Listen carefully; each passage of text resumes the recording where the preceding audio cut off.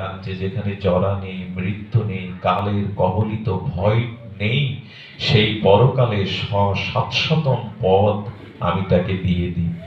কিন্তু ভজনের কথা তো শুনছি, শুরু করব তো ভজন, সিদ্ধান্ত নেবে তো ভজন। এই জন্য বারবার বলছি, সুখ ভোগের দ্বারা দুঃখ নিবৃত্তি হয় না। সুখ ভোগের দ্বারা কখনো দুঃখের নিবৃত্তি হয় না। এই জন্য শাস্ত্র বলেছেন যে হ্যাঁ, মানুষের জীবনে একমাত্র এই সুখের সন্ধান আসবে ইমম ভজস্ব মাম, আমার ভজন করো। এই ভজনটা কি এবং এই ভজনটা শুরু হয় কিভাবে, আসুন আমরা শ্রবণ করি। আমরা সিদ্ধান্তে এলাম যে জগৎ দুঃখময়, অনিত্য, অশাশ্বত, একমাত্র ভগবত ভজনের মধ্যেই আছে প্রকৃত, অপ্রাকৃত, ঐকান্তিক পরম শান্তি। এই সিদ্ধান্তটা নিয়ে এবার ভজন কাকে বলে, আর এই ভজনে অগ্রগতি বা প্রগতি কি করে হয়, এটির বিষয়ে আমাদের এখন একটু জানা প্রয়োজন। দেখুন, শাস্ত্র বারবার বলেছেন, ভাগবত তো বলেই দিয়েছেন, তার আগে শ্রীমদ্ ভাগবত গীতাও বলেছেন ভজন শুরু কোথা থেকে, ভজনের শুভারম্ভ আপনার জীবনে কখন হবে। খুব ধ্যান দিয়ে শুনুন, ভজন আপনার জীবনে শুভারম্ভ বা প্রারম্ভ কখন থেকে হবে। গীতায় ভগবান বলেছেন, মদ চিত্ত মদগত প্রাণা বোধয় অন্ত পরস্পরম কথায় অন্তশ্চ মাং নিত্যং তুষ্যন্তি চ রমন্তি চ।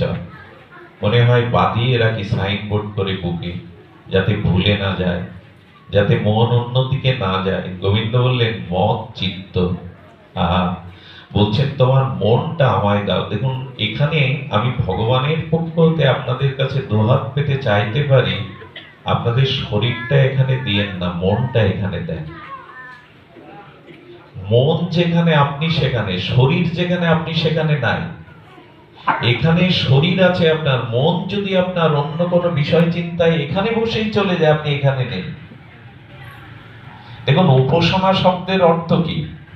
আমরা যে বলি না উপাসনা, ভগবত উপাসনা, উপাসনা মানে উপ আসনা, আর উপ মানে নিকটে, ভগবানের নিকটে বাস করার নামই হলো উপাসনা। তা আমি মন্দিরে গেছি, ভগবানের চরণ পাদ পদ্ম মূলে বসেছি, বসে বসে ঠাকুরকে বলছি, ঠাকুর আমার ছেলের চাকরিটা যেন হয়। আমার মন প্রাণ জুড়ে ছেলের চাকরির চিন্তা। আপনি কি উপাসনা করছেন, না ছেলে ভগবানের মন্দিরে চরণে আছেন, না ছেলের চাকরির কাছে আছেন? কোনটায় আছেন? ভগবানের কাছে আপনি নেই। শরীর যেখানে সেখানে আপনি নাই, আপনার মন যেখানে আপনি সেখানে। এই জন্য গীতায় ভগবান প্রথমেই চেয়েছেন, এখানে ফুলমালা চন্দন ফুল বাতাসা না, মন চিত্ত, তোমাদের মনটা আমায় দাও। এই দেখুন, ভজন শুরুটা কখন? ভজন শুরুটা যখন মন আপনি ভগবানকে দিতে পারবেন। কিন্তু একটা অদ্ভুত কথা গীতায় বলেছেন ভগবান, তস্মাৎ সর্বেষু কালেষু মামনুষ্যর যুদ্ধৌ চ। এখানে আমাদের আচার্যগণ প্রশ্ন তুলেছেন, ভগবান তুমি অর্জুনকে যুদ্ধ করতে প্রেরণা দিচ্ছ, যুদ্ধ করাচ্ছ, আবার বলছো মন আমাকে দাও। এটি সম্ভব? যুদ্ধ করতে গেলে তো তীরের দিকে মন নিবেশ করতে হবে। যে শত্রুকে বধ করতে চায়, সেই শত্রুকে লক্ষ্য ভেদ করতে গেলে তো তীরের দিকে মন দিতে হবে। যুদ্ধ করতে বলছো আর মন দিতে বলছো, তোমায় পরস্পর বিরোধী কথা কিনা? গীতা খুব রহস্যময় শাস্ত্র। এর জ্ঞান যদি যথাযথ আমরা গ্রহণ করতাম, আমাদের জীবন বদলে যেত। গীতার দিব্য আলোকে সারা পৃথিবীর কতজনের যে মোহনিদ্রা ভেঙেছে, জাগরণ হয়েছে। আমরা গীতাকে কিভাবে গ্রহণ করি? গীতা পেপারে মুড়ে লাল কাপড়ে মুড়ে বাড়িতে রেখে দিতে হয়, আর মরে গেলে কারো বুকের উপরে দিতে হয়। এই শিখেছি আমরা। গীতার যে তত্ত্ব, গীতার যে মহিমা, গীতার যে অপরোক্ষ জ্ঞান, এটি আমরা কজন নিলাম? গীতা আলোচনা হওয়া প্রায়শ উচিত। গীতা আমাদের জীবনের ভিত্তি। এখানে ভগবান বলছেন মন দাও। প্রশ্ন যদি তুলি, যুদ্ধ করব, সংসারের ব্যবসা বাণিজ্য চাকরি রোগ শোক, এই দিকে মন দেব, না গোবিন্দ তোমার দিকে মন দেব? সংসারটা তো যুদ্ধে। এর সমাধান কি? বলছেন সংসারে এই যে রোগ শোক জ্বালামালা চাকরি ব্যবসা যন্ত্রণা, এটার দিকে মন দেব না তোমার দিকে মন দেব?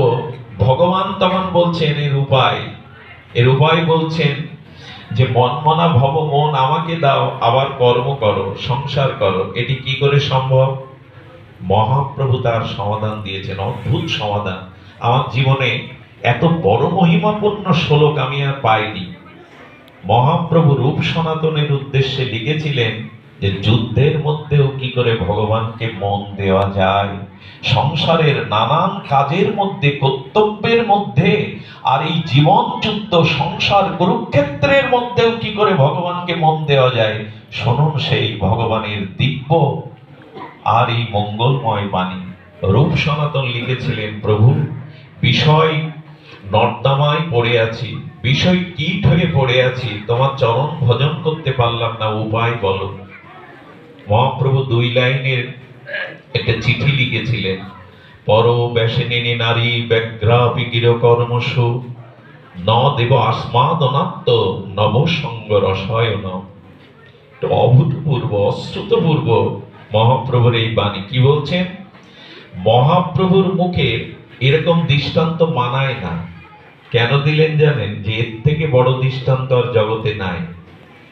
মহাপ্রভুর মুখে, শ্রীকৃষ্ণ চৈতন্য মহাপ্রভুর মুখে বেশ্যা বা পতিতার কথা মানায়, কিন্তু উনি দৃষ্টান্ত দিচ্ছেন কুলোটা নারী।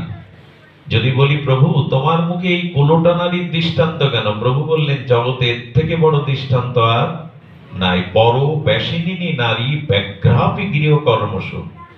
দেখুন, কোন সংসারে স্বামী সন্তানের সংসারে কোন নারী যদি ভুল ক্রমে প্রবৃত্তি ক্রমে রিপুত্তাড়নায় পর পুরুষে মন দেয়, তখন তার সতীত্ব খর্ব হয়, তখন সে কুলোটা হয়, অসতী হয়। সেই অসতী নারী কি করে? লজ্জার ভয়ে আর ধর্মের ভয়ে সে পরপুরুষে মন দিয়েছে, কিন্তু পরিবারের সবার কাছে গোপন রাখে। গোপন রেখে কি করে জানেন? এটা মহাপ্রভু বলছেন, আমি না। পর